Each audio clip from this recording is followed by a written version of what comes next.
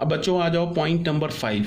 Point number 5 में क्या है कि अभी तक जो हमने इनइक्वालिटी जो सॉल्व किया है ना, उसमें क्या था, उसमें मॉड इन्वॉल्व था, मॉड था ग्रेटर देन 0। अब जो इनइक्वालिटी मैं बता रहा हूँ उसमें स्क्वायर रूट इन्वॉल्व होगा।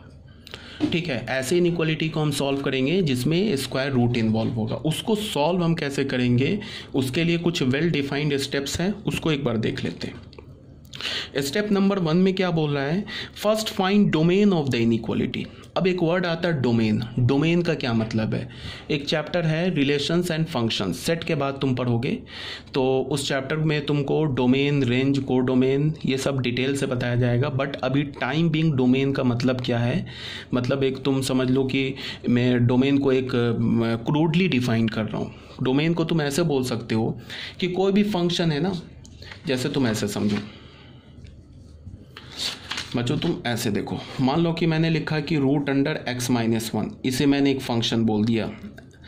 ऑलरेडी बता रखा है ऐसे फंक्शन को लिखते हैं, एक्सप्रेशन को भी ऐसे लिखते हैं। अब मैंने बोला कि डोमेन बताओ, डोमेन का क्या मतलब है, तो डोमेन का ये मतलब है कि उन सारे x को बताओ, उन सारे x का सेट बताओ जिस पर ये फंक्शन डिफाइंड हो या जिस पर ये एक्सप्रेशन डिफाइंड हो, वो x बताओ, ये डोमेन मतलब होता है। अब तुम बताओ, इसको डिफाइंड होने के लिए इसके अंदर जो लिखा है ना x-1 को या तो ग्रेटर देन 0 होना होगा या तो इक्वल्स टू 0 होना होगा। तो इसके लिए क्या होगा, x greater than equals to 1 हो जाएगा। तो डोमेन क्या हो जाएगा, डोमेन ऑफ fx क्या हो जाएगा, fx का डोमेन क्या हो जाएगा, वो हो जाएगा 1 से लेके इन्फिनिटी। तो ये इसका डोमेन हो गया।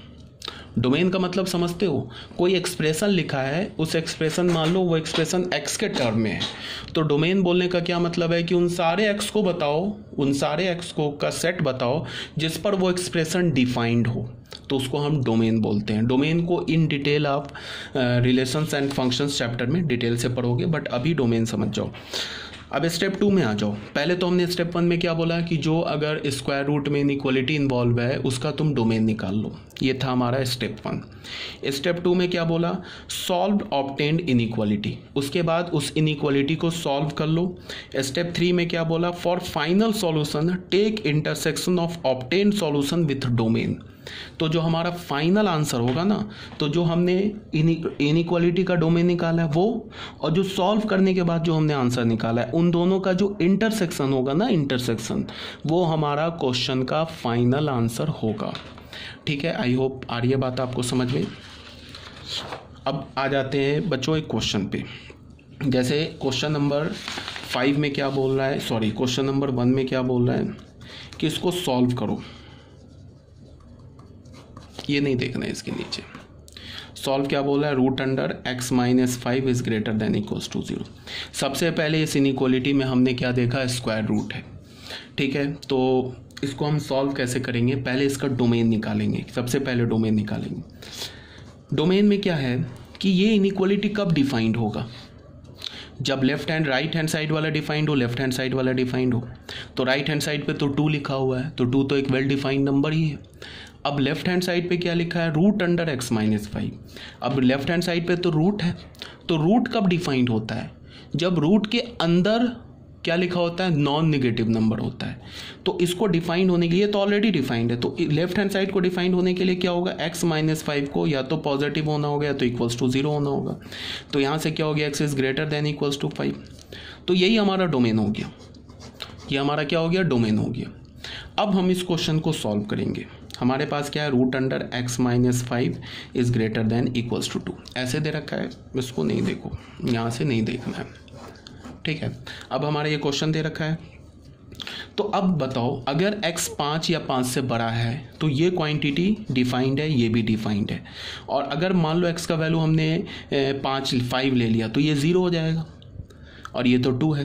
तो लेफ्ट हैंड साइड क्या है, x ग्रेटर देन और इक्वल्स टू 5 पर ये नॉन निगेटिव है, पॉजिटिव है या क्या है, 0 है, और ये तो पॉजिटिव है, तो इधर भी पॉजिटिव है, इधर भी पॉजिटिव है। देख लो, अगर x का वैल्यू 6 डालोगे तो ये पॉजिटिव आएगा, ये तो ऑलरेडी पॉजिटिव है। तो इधर भी पॉजिटिव, इधर भी पॉजिटिव, अब इसका मतलब स्क्वायरिंग वैलिड है। तो अब हमने स्क्वायर कर दिया, पॉजिटिव है दोनों साइड तो स्क्वायर कर दिया, तो स्क्वायर स्क्वायर रूट कैंसिल हो जाएगा, ये 4 हो जाएगा, इनइक्वालिटी का साइन चेंज नहीं होगा। तो यहाँ से हमें क्या मिला, x is greater than equals to 9। तो ये सॉल्व करने के बाद x का वैल्यू मिला और ये फंक्शन का डोमेन है। इसका और इसका जो इंटरसेक्शन होगा वो इस क्वेश्चन का फाइनल आंसर होगा।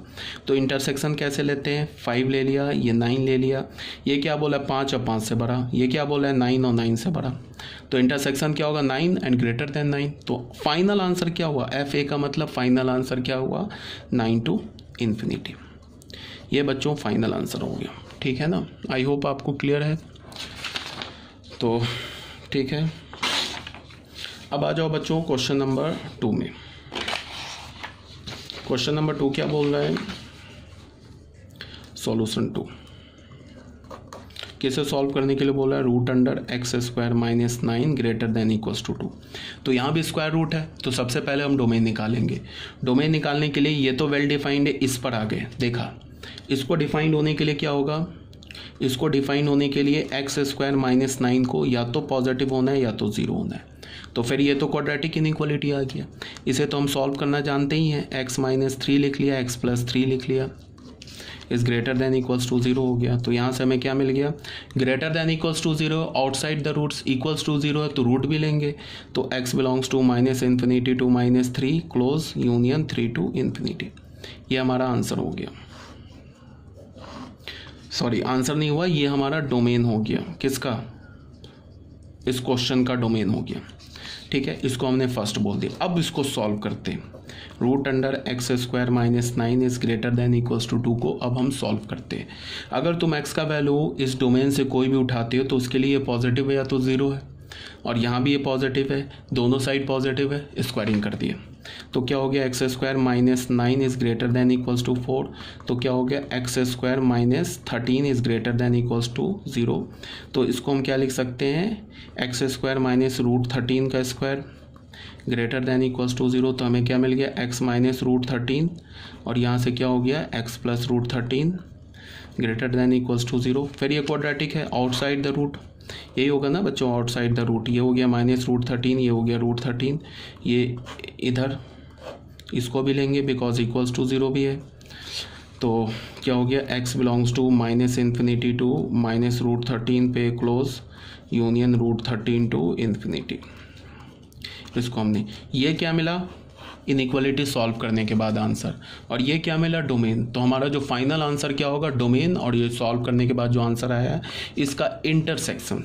तो हमारा एफ ए का मतलब फाइनल आंसर क्या होगा, minus infinity to minus 3 union 3 to infinity, इसका और इसका आंसर किसका, इसका intersection minus infinity to minus root 13 union root 13 to infinity. ठीक है बच्चों, तो इसका इंटरसेक्शन ले लेते हैं। इंटरसेक्शन लेने के लिए फिर हमने नंबर लाइन बना लिया। नंबर लाइन क्या होगा वो देख लो, रूट 13 कैसा नंबर होगा बताओ। अब रूट 9 क्या होता है, रूट 9 तो 3 होता है, और रूट 16 क्या होता है 4 होता है। तो रूट 13 क्या होगा 3 और 4 के बीच में। तो माइनस रूट 13 क्या होगा माइनस 3 और माइनस 4 के बीच में। तो सबसे छोटा नंबर क्या है रूट माइनस रूट 13, ठीक है। उसके बाद क्या होगा माइनस 3, उसके बाद क्या होगा 3, उसके बाद क्या होगा रूट 13, ठीक है।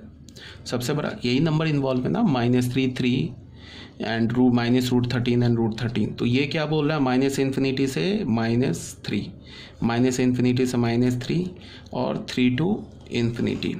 ये क्या बोल रहा है माइनस इन्फिनिटी से माइनस रूट 13, माइनस इन्फिनिटी से माइनस रूट 13 एंड रूट 13 से इन्फिनिटी।